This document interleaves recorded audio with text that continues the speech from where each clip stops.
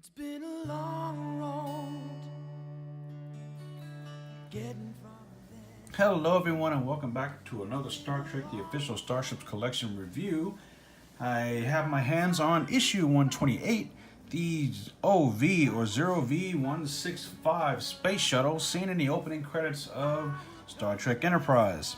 And as you can see before you, there is a model and a magazine, which looks alright, I suppose, I think. So let me just swipe this aside and then give me a second and we'll get to the magazine. Alrighty, so here it is, issue 128.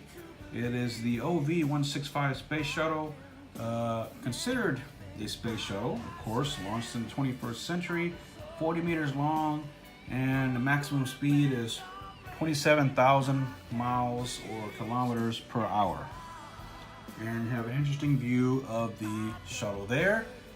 And so let's look inside. Alright, the usual contents and how to mount the model to the stand, which is fairly simple enough with these kinds of ships. And some more on the history or specification.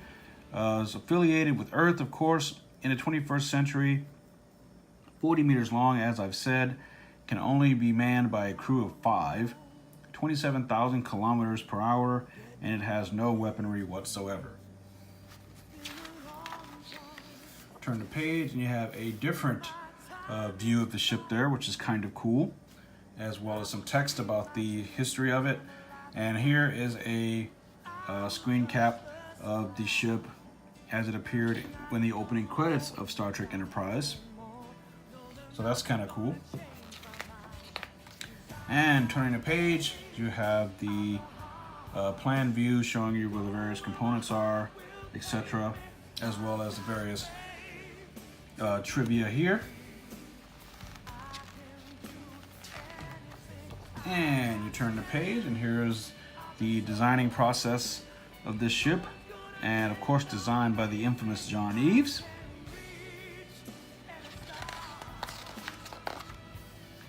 And more on that and more with more of his conceptual artwork, which is always awesome to see.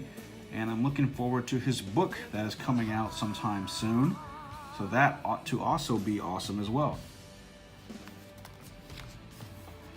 And here's magazine filler, the visual effects on Broken Bow. That is the pilot episode of Star Trek Enterprise.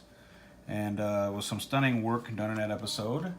And that was the episode that launched the series Star Trek Enterprise. And more on that. And more on that. And finally, the on-screen appearance page. It's appeared pretty much in the opening titles of every Star Trek Enterprise episode from Season 1 all the way through Season 4. And I don't think it was ever seen in any episode or featured in any specific episode or anything like that. So yeah, that pretty much wraps the magazine up. And here's some trivia about the space shuttle. And of course, there's the famous photograph of the original series cast in front of the Space Shuttle Enterprise in 1976, which is now in New York. So if you are ever in the New York area, I would highly recommend you go checking that out. So yeah, that wraps up the magazine. And next time will be the 23rd century Tholian ship. So that ought to be cool too. And there's a nice image of the ship on the back of the magazine to conclude. And that was our magazine. Pretty fair. So now, let me jump right into the ship itself. Okay, folks, here it is. The shuttle itself. I have to say it's all right.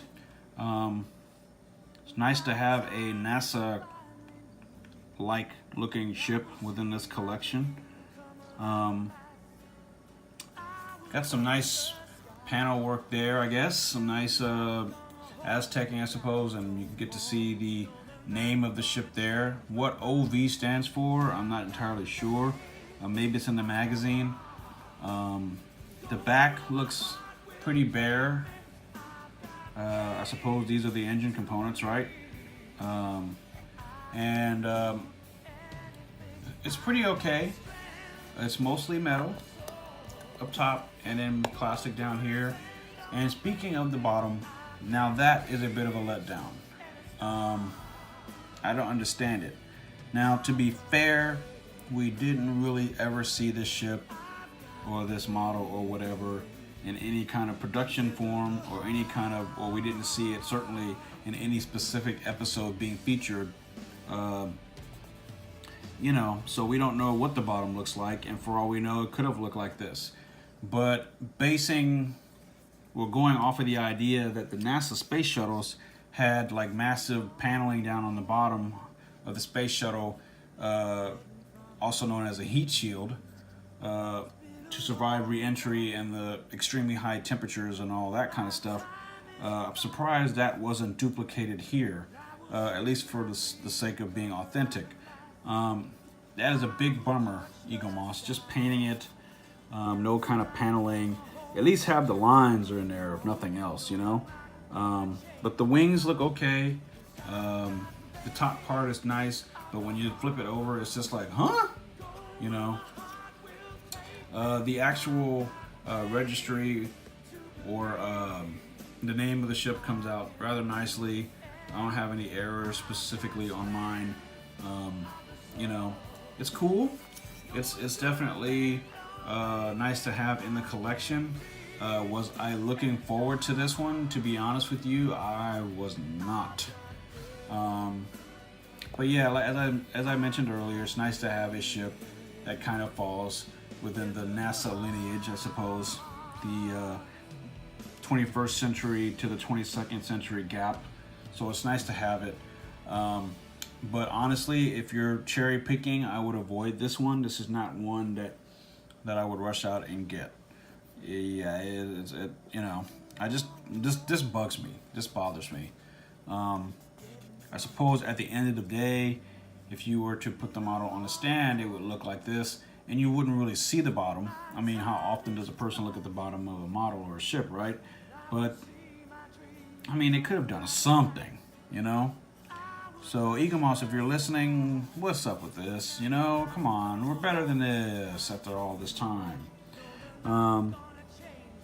There's no fault of John Eves. The actual design of the shuttle is pretty magnificent and it's great.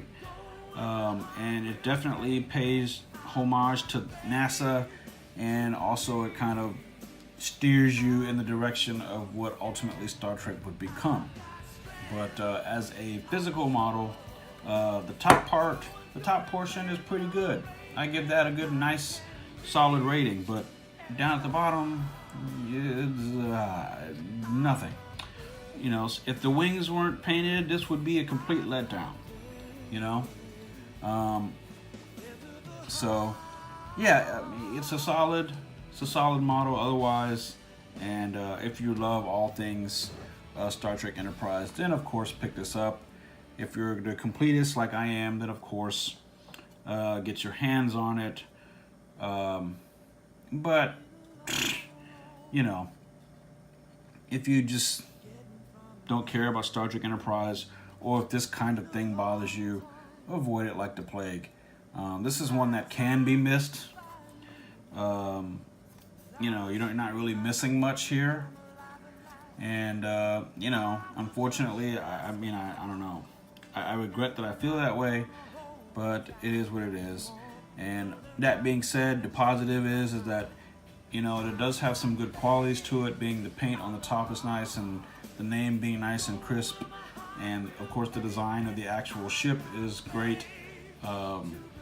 But, you know, it's just the bottom. It's just a real bummer, you know. So anyway, that is the OV-165 shuttle seen on Star Trek Enterprise. I'm sorry, I don't know much about the ship itself because, again, it was only seen on the opening credits and not something that we ever actually saw in an episode or film, at least being discussed or referenced in any kind of dialogue or computer or any kind of readouts or anything. So yeah, I'm going to shut up now and show you what this looks like on the stand. And until next time, live long and prosper.